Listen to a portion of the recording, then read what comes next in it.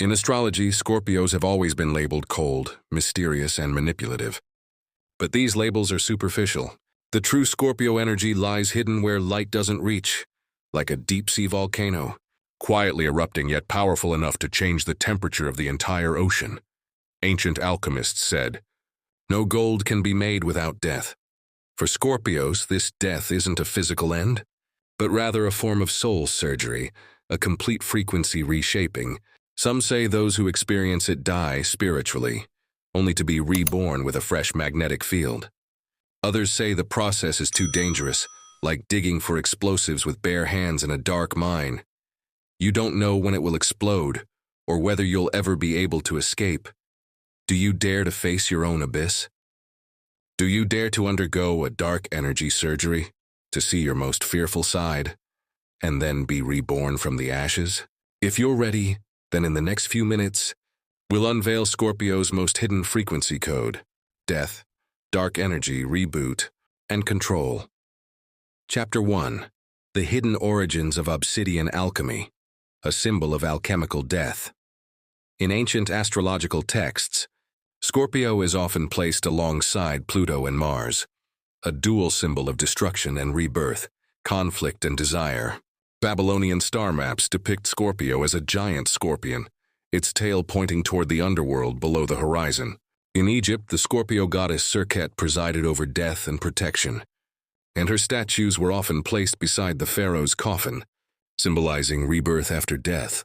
In ancient times, obsidian was known as tears of fire. It is a natural glass formed from cooled lava. It is sharp, deep, and reflective, yet it prevents light from penetrating.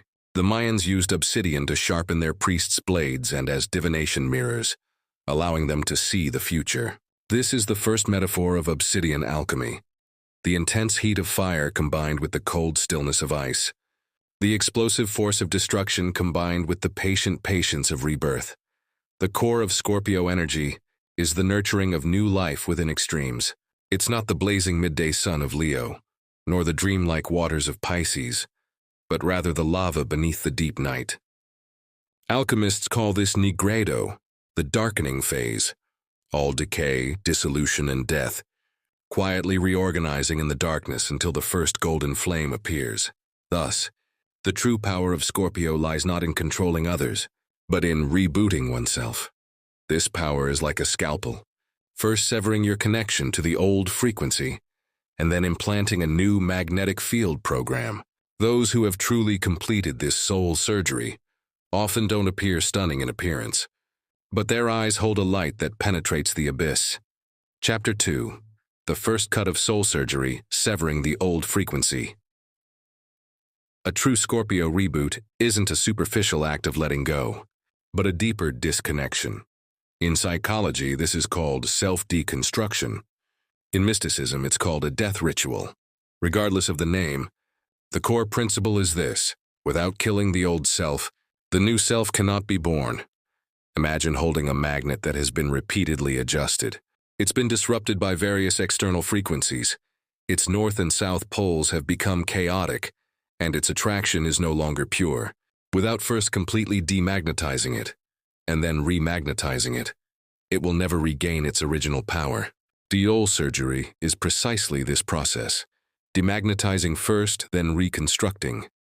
In life, this often manifests itself as the sudden end of a relationship forces you to confront loneliness. The loss of a job forces you to redefine your values. A major illness or crisis overturns your belief system. These obsidian moments are often frightening, but they are the gateway to Scorpio energy. Ancient priests closed their eyes for 3 days before an obsidian mirror, drank bitter medicine, and waited for the inner toxins to surface. Modern people experience similar things. Repressed childhood emotions surface during meditation. The same disaster recurs in dreams. That's the subconscious demanding a cut, urging you to disconnect. Does this cut hurt? Yes. But the other side of the pain is release. The old magnetic field is severed, and you begin to hear your true self. At that moment, many people cry, tremble, and think they've broken. But true collapse is not the end, but a necessary step before restarting. Chapter 3. the second cut of dark energy into the abyss. Cutting off old frequencies is only the first step. More crucial is daring to enter the inner abyss known as dark energy. Many people associate dark energy with evil or negativity, but it's simply another form of potential, the raw material reservoir of the subconscious. The second cut of Scorpio alchemy is to delve into the darkness and extract the raw materials. On a psychological level, it involves confronting repressed desires, fears, jealousy, and anger.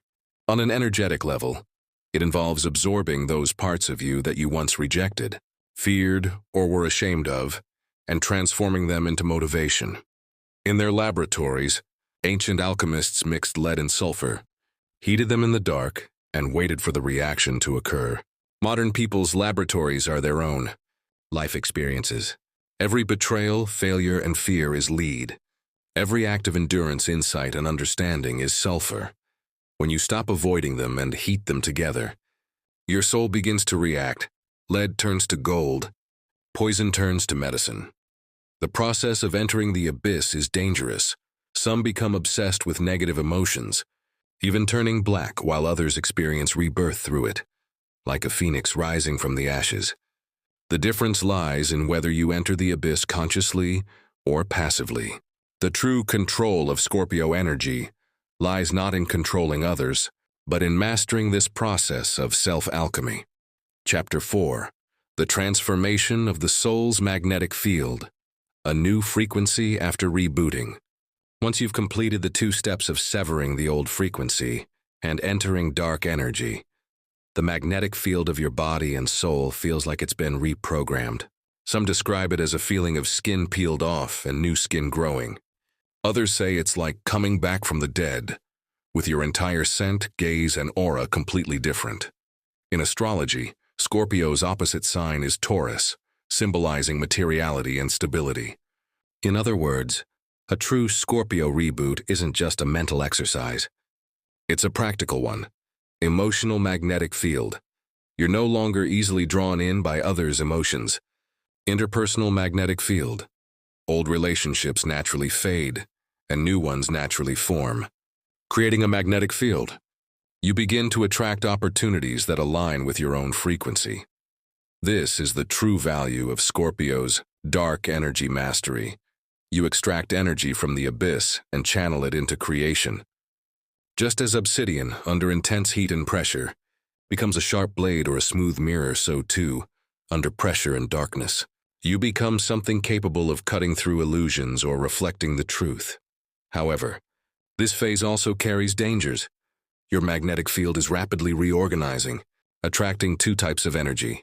One, a new world that resonates with you. The other, the pull of the old world.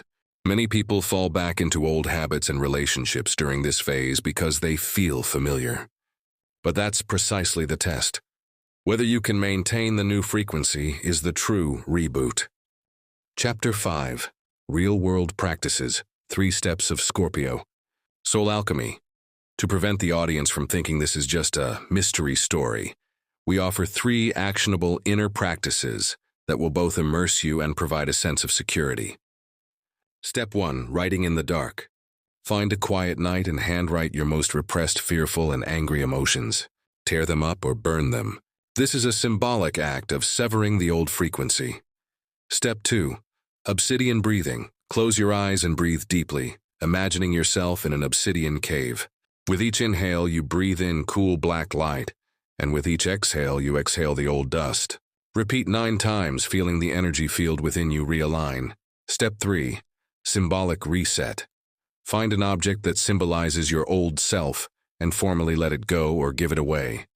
At the same time, choose a small object, a ring, stone, or totem, that symbolizes your new self and carry it with you to remind yourself that your magnetic field has been reset.